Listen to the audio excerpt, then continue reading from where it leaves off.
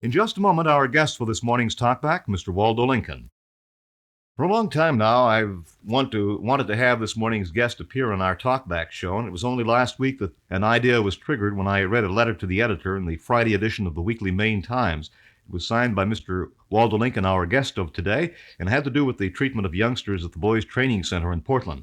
Whether the newspaper article was an expose taken out of context or whether it has a great basis of truth is not the point for the purposes of this morning's broadcast. But I did think, Mr. Lincoln, that your approach and answer in regards to the youngsters in general had great merit.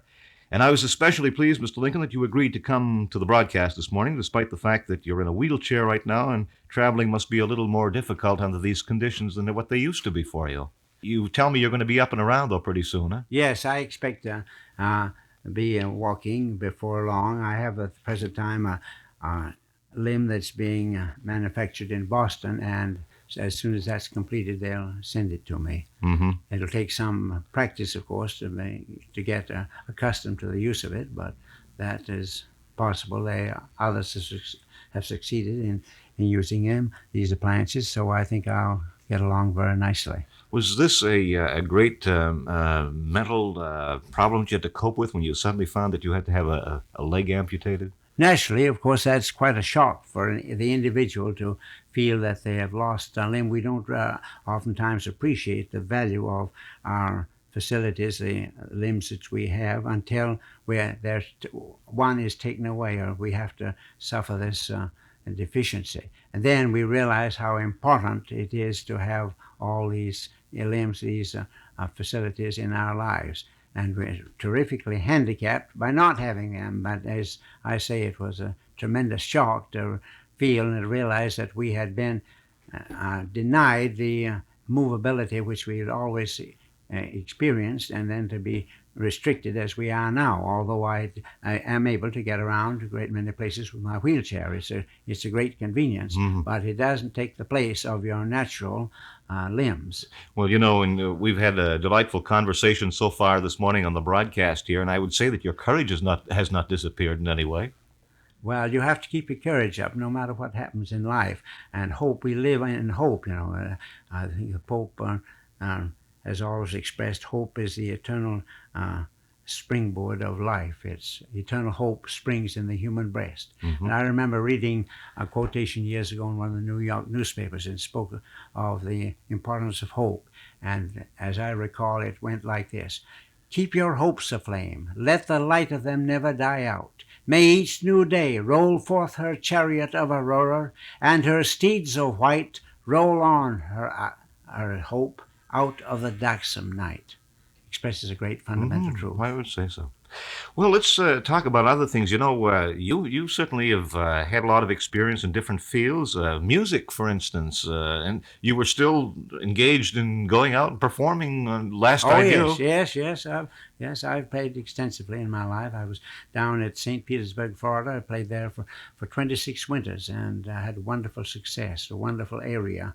At that time, of course, it's completely a resort city, and every day is a play day. 100,000 people who are getting up in the morning. Well, what are we going to do today? So it was a perfect layout for entertainment, because they were looking for some entertainment. There was always receptions, parties, banquets, concerts from morning till night, and the competition was very limited. Very few people. The Southerners didn't do too much in music, and the Northerners hadn't started to come down, so it was a wonderful, fertile field. Mm-hmm. I just drifted into it at first, but I found that that's what people wanted, and that was before television, and they enjoyed it, and the compliments were marvelous, so I followed it up for 26 years. And it's a great deal of pleasure to me, and from what reports I always received, I think it gave enjoyment to thousands of other people. For years, you provided a facility out in Wayne known as the Moon Glo, and I guess a great many of the people of my age still remember very That's fondly. true. Yes, I did a marvelous business there. That was something that was developed, and oftentimes those things grow beyond your expectations, and there wasn't too much competition in that type of recreation, amusement, and so those things will grow just like a snowball, and it's the word spread from mouth to mouth, and I had developed really a wonderful business, and that has changed. You have a big transition has occurred in that. Big transmission in everything. The hotel business, the resort business has completely changed. The whole public has a different viewpoint and a different outlet for their desires. Well, you had kind of a little complex there. You had a dance hall, and you're also running a hotel business. Yes, and you're that's still running true. the hotel business today, yes, huh? yes, we're running that. It's we're not doing so much in the feeding line, but rooms are still available, and there are so many people moving around that it does give a nice outlet for that type of amusement. Mm-hmm. Certainly the hotel business has changed over the years. Oh, Now, completely. I was speaking to you about the Summit Springs Hotel, and I was asking you whether you were acquainted with this, and you told me that you had actually gone in and purchased some of the furnishings out of this building as they're demolishing the place, huh? Yes. Well, you've taken the hotels have changed over in Augusta. The Dewitt Hotel was famous for a century. You probably remember the Dewitt Hotel, but conditions changed so that they had to go out of business. It's a parking lot at the present time. In Augusta here, some of the Hotel North, quite a few hotels, formerly did a wonderful business, gone out. Up at Waterville, the hotel there was there ran successfully for 100 years, and that's gone. So the picture is changing completely. Wasn't it at one time a situation, especially, and I talk about the Summit Springs Hotel and your hotel too, that this was predominantly a kind of a summer operation where people would come for the entire season? Yes, huh? distinctly. Yes, it's a summer operation. We never, when October came, or it was the signal for it to close down. The season was over, and then we just close everything up till the next year. And we had no definite opening period, but usually Labor Day or Memorial Day was the beginning, you might say, of the summer season. You were catering to the summer visitor, weren't you? Oh, yes, completely, yes. Yeah. And we had a lot of school teachers from Boston used to come down, and of course they weren't earning too much money at that time, and so they were limited to where they could go and to how much they could spend. Of course, our rates were reasonable, or have been all through the years, and so they could afford to come to a place like ours and enjoy all the fruits of a vacation and not cost too much money. Now, with more money, which I'm glad the teachers are getting, but they can travel more now, and there was quite a few years ago, perhaps there is now, a tendency for them to travel abroad, go down to the steamship lines and get a ticket and go to Europe, France, Belgium, England, Germany, Italy, which is wonderful, but at the same time, it's taken a lot of business from our area, from our summer business, and transferred our profits, you might say, to Europe, which is all right. I'd like to do the same thing myself, but there's a picture, though, that has brought tremendous economic change. You've had an opportunity, of course, of viewing the way things were in another day and today. What would you say about this great change that has come about? Do you think that we're traveling in a good path today, that this is for the betterment of individuals and that it's for the betterment of the world, so to speak? Well, yes, I do. I think speaking in broad terms, of course, progress is marvelous. We don't want to go back to give up a great many things we have. When I was a boy, we had the kerosene light. We didn't have these marvelous electric lights. We didn't have the television. We didn't have radio. Thousands of things which we now enjoy were unknown at that time. And yet, people were happy. That's a strange thing. It's questionable now whether people are completely happy. I know we're enjoying all these multitudinous benefits which are thrown into our lives, but it's questionable to me whether people are really inwardly happy as they should be. Now, when I was a boy, we used to have parties and receptions and plays, and even had a singing school, had a singing teacher, and it was wonderful to gather around the organ or the piano and sing those old songs. But do you hear anyone singing now? We hear it on the television, radio, but do you hear much group singing? It's questionable to me whether people are as happy today as they were then, in spite of all the marvelous things that are thrown around our lives. So I think that's one thing that we've overlooked and passed up is the secret of individual happiness. And they were happy at that time. We would play and sing and have games and a social atmosphere which is lacking today. You know, as we were talking and I was listening to your philosophy and comments concerning these various things, a question that came to my mind, you know, you had almost kind of a semblance as though you might have been theologically indoctrinated somewhere along the line. Have you ever had anything to do religiously as such? Well, not necessarily. Of course, when I went in our schools, religion was fundamental. You know, most of the schools were founded by religious organizations, and they always advocated, you know, there's these virtues of fundamental living, which should be emphasized today. They haven't gone out of style at all. Truth that was what was the truth 1,000 years ago is still a truth today. And that's one thing I think we've overlooked. We say, "Oh, that's old-fashioned. We don't want that. That's gone by." There's no. If some things do go by, but anything that affects our lives vitally, that contributes to our well-being, our happiness, and our betterment, we don't want to throw away. We want to hang on to those principles because those are fundamental and influence our own lives, and our own lives influence other people. Mm-hmm. Everybody is important. Mm-hmm. Your life is very, very important, more than you realize. We're all consumers and producers, and at the present time, in your capacity here, you are a producer. You're adding to the well-being of people's lives. Very, very important, more than you realize. Because you're changing their thinking, you're changing their ideals of living, and that is fundamental.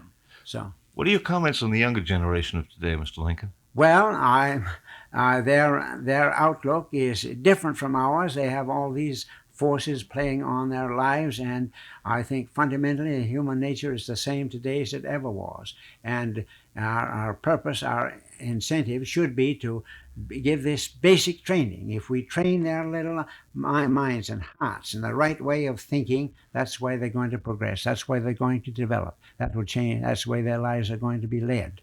And so it's important, I think, sometimes for us to throw away these false ideas and hang on to the virtuous, the fundamental principles of life.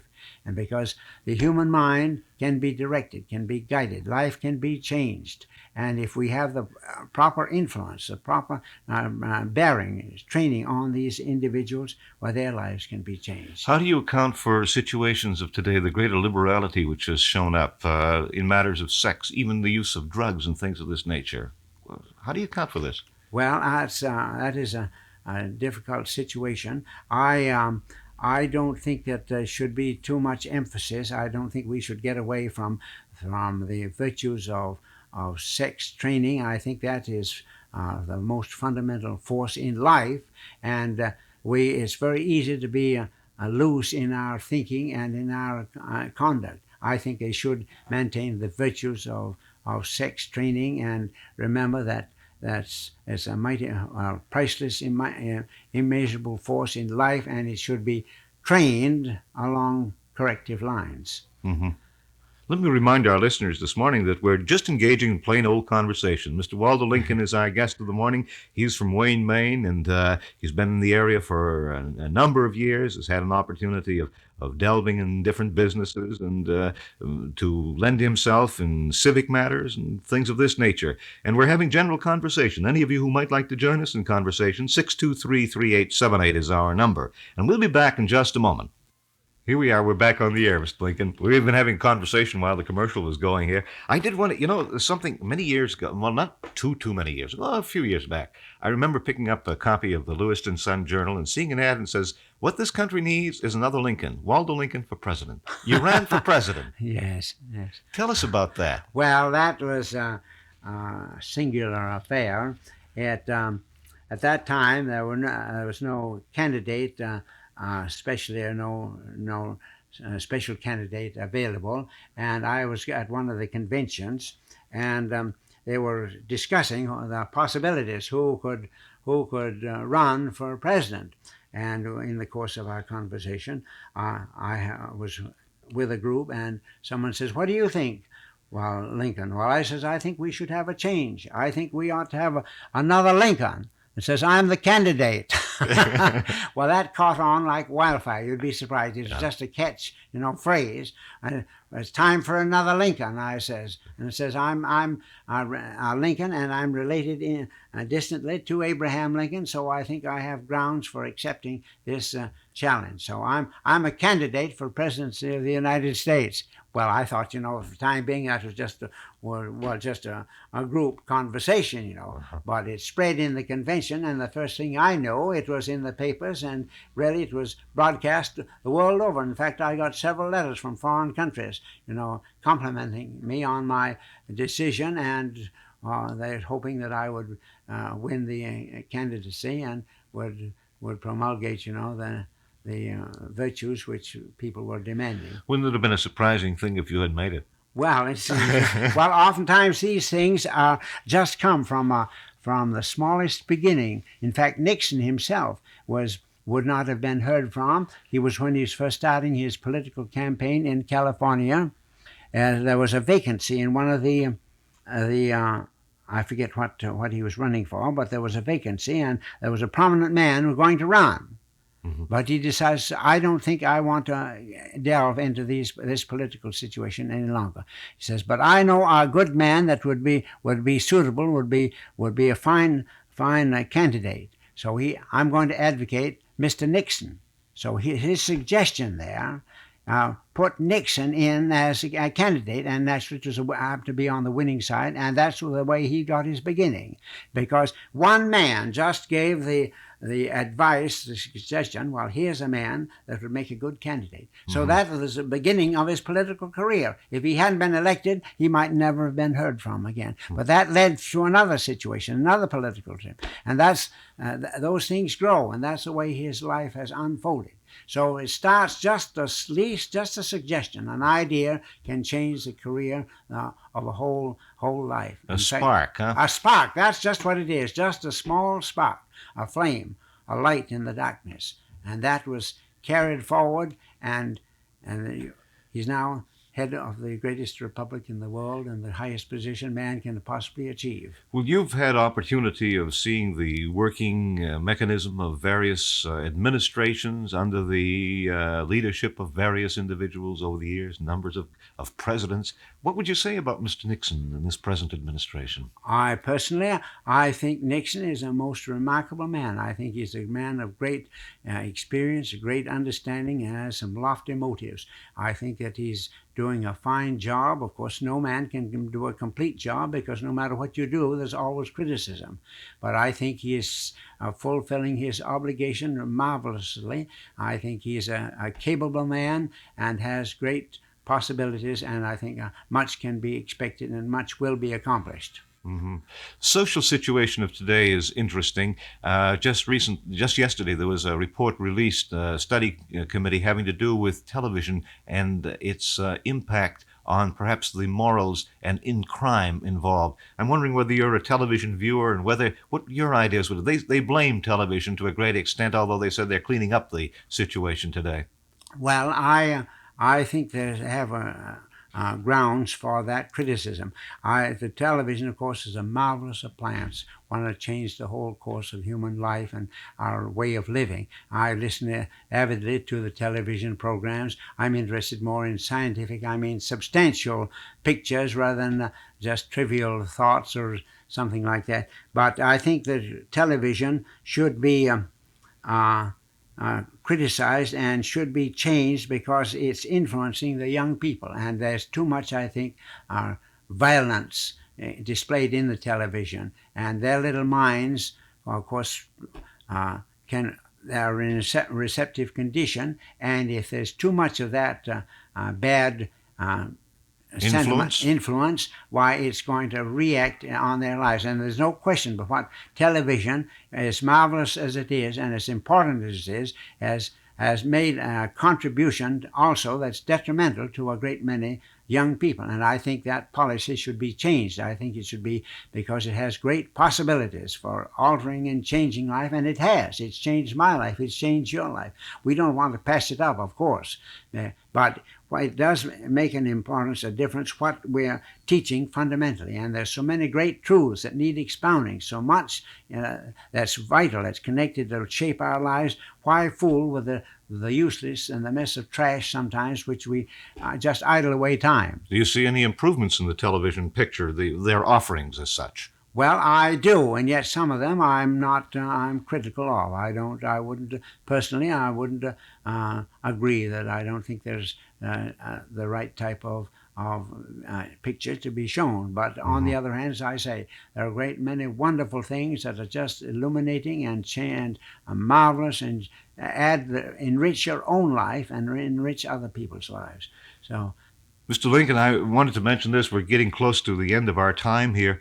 One of the opportunities I had met you on past occasions, but I think a few years ago when we were members of a February term of court jury, that we got to know you better at that time. I wonder what your thoughts are in this matter. You know, there are people who are always frightened about serving on juries. Well, you must realize that is our system of justice is broad, and we boast of our democracy, and I think that's a logical way to settle judgments, is to present them to a court and let them pass judgment on them. I would not avoid being on the jury, because I think that's an obligation, a duty of living. I think that's one of it may come to you, it may come to somebody else, but I think when that call is made, it's an obligation and a duty to serve and exercise the best judgment you possibly can. Once you've experienced too, you have a different outlook. Oh yes, and darling, you're more sympathetic, having a better understanding of what problems are in life. There's so many different contests, so many different things that are brought up. It gives you a broader understanding of the needs of life and what changes ought to take place. I think it's a good point. And on that, we're going to have to end our broadcast this morning, although we've got a telephone call. It could be for you. We haven't had any this morning, but I think that they've let us just carry on in the discussion. It's been a pleasure having you with us, Mr. It's certainly Lincoln. been a pleasure to be here, and I hope that... I hope you'll be up and around pretty soon. Well, Walking, yes, I expect to be. I'm going to keep my a little practice. Of course, that practice makes perfect, but that's where we have to face that situation all our lives, and by having the determination and the desire to do things, we usually can. We'll do what the mind projects us, give us an ideal, and we'll work towards that. Very good. Well, it's been a delight having you with us this morning. Certainly a pleasure. Thank you very much.